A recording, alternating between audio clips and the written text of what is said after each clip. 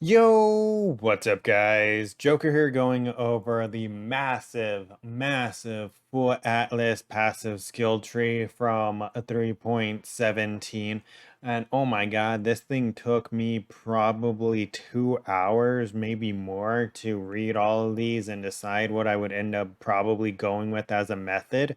So you can see the skill tree here, right? And I went ahead and I have it right here. I'm going to show it at the end after I go over a couple of things. So, TLDR, so you don't have to read through this, um, of a couple of things that I think are going to be strong. So, Abyss, Beyond, Harby, Betrayal, those are going to be all really strong in my opinion, and they can be backed up by the map device pretty easily. Blight seems eh. Breach is to be determined because the hands may be really strong, right? Delhi is Delve is Delve. If you like delving, then you're going to pick up the Delve nodes. It's nothing really that noticeable, right? Bestiary, same thing. If you want to hunt beasts, Elder Slayers is the next thing that I threw up, but on my little like notepad of things to mention, where Elder Slayer seems like it has potential, but where it is on the tree, I don't think there's really going to be much you can really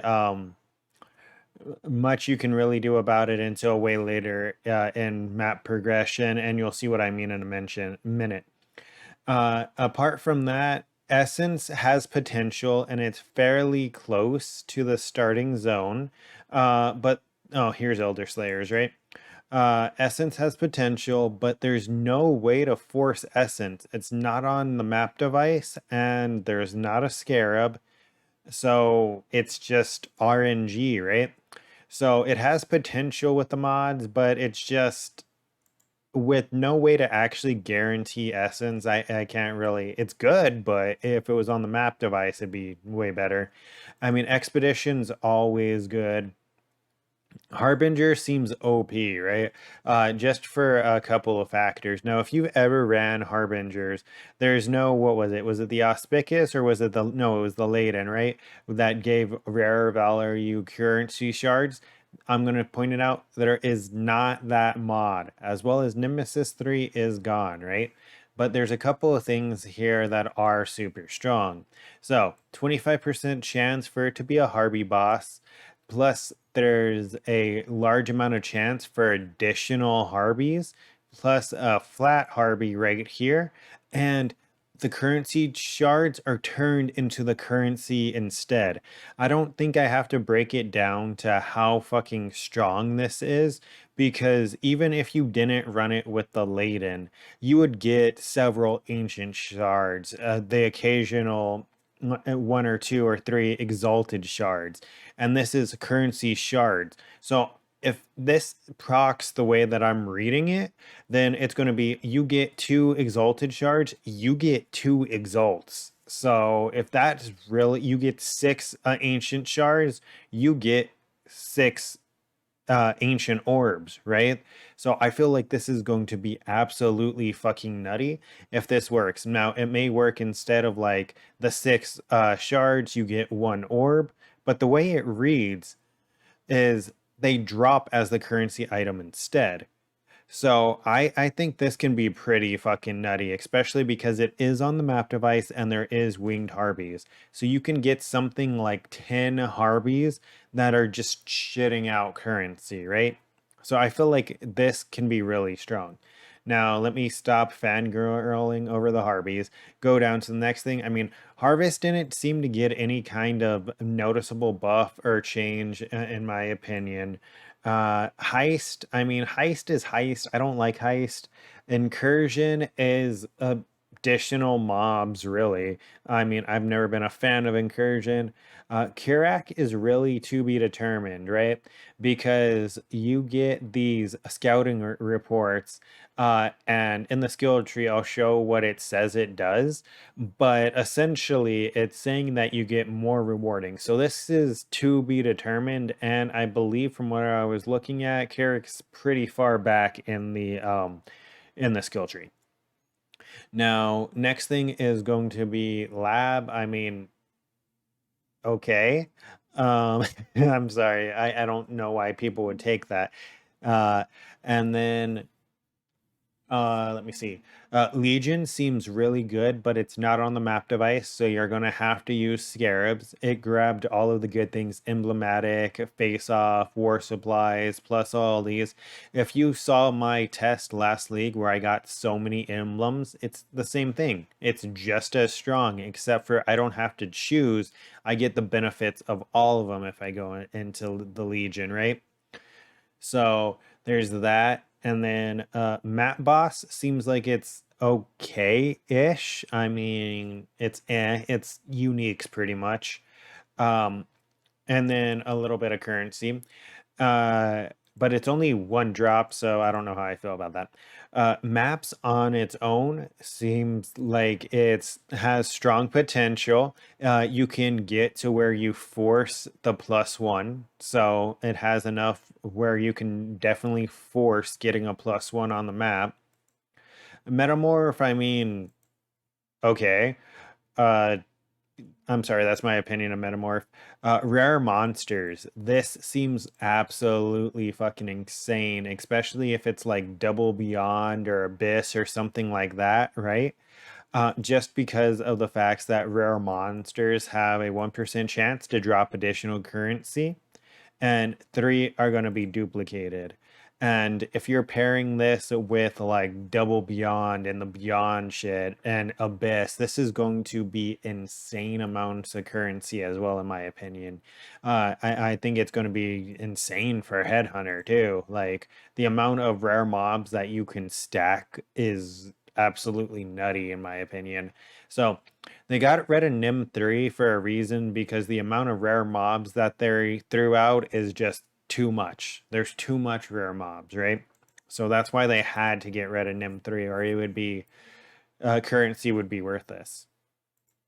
So if I go down, Ritual is strong, but I feel like it's more of a late game thing, right? You got all of the good mods from Ritual, as well as you get boosted rewards with the special rewards, higher chance, right? So you got all the good mods from the Watchstones, but Ritual's always been something that's more late game for the people that are really juicing it, right? Because you need to have enough tribute to really make it worth it in case you find a mirror, a headhunter, a mage blood, any of these things, right? Rogue Exiles, I mean, I don't know why GGG keeps trying to force it, but it could be decently strong. It has a couple of interesting mods where they're dropping additional currency out the butt. Plus, it has a chance for there to be like 20 additional ones and for them to pop up in pairs. So they're going to be like little loot goblins, honestly, because they were never that strong, right? So if you take the Rogue Exile nodes, you're going to be getting loot goblins in your map essentially. Scarabs seems pretty strong to me, just because 10% chance to save a scarab. I don't know if this is individually or like all together, like you put four in, 10% chance that it's going to save all of them, or if it's 10% chance individually. Um, for each one, right? But either way, this seems really strong, especially because it's going to be having bosses spit out scarabs. So scarabs should be cheaper. And it makes sense because sextants are going to be behind watchstones. So these are going to be more end game. So you kind of have to make scarabs more viable early game, right? Something else I really like is shrines. I'm a big fan of shrines. A lot of the shrines are really strong, as well as they're adding a covetous shrine, which is essentially free quant and rarity, and then giving you a bunch of buffed effect. Like a lot of the shrines are already naturally strong, so just buffing their effects is really good in my opinion. Strong boxes seems like it can be okay, but without monstrous treasure, the most I can think you can really get is like three or four strong boxes in a map. People can correct me if I'm wrong, but without monstrous treasure, I don't think there's a way to really capitalize on strong boxes. It can be strong if there's like a monstrous treasure alternative out there.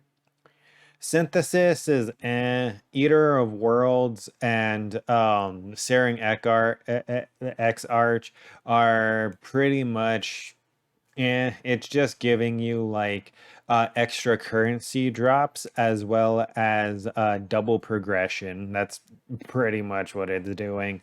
As well as I think it like increases the drop chance for some things a little bit and some weird one-off impacted mods, right? So I feel like hopefully these aren't going to be like the Scourge mods where majority of them just suck ass, but hey,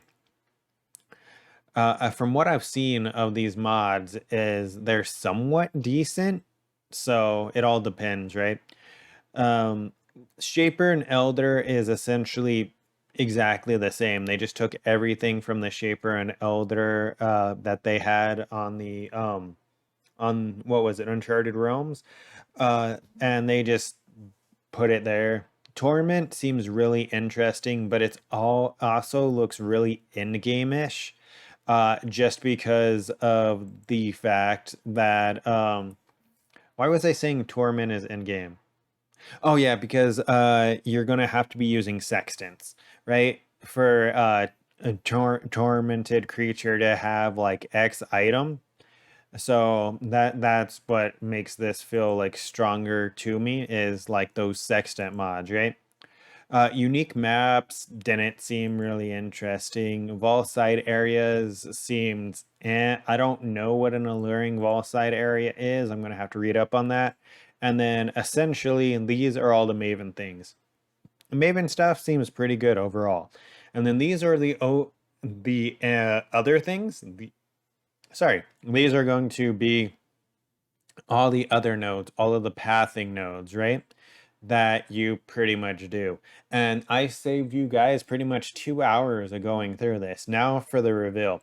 This is what my tree is going to look like, right? Since I know vast majority of the points you actually get from just the normal maps. It's just some of the last points. From my understanding, and the way that it was letting me path is that there's not really restrictions.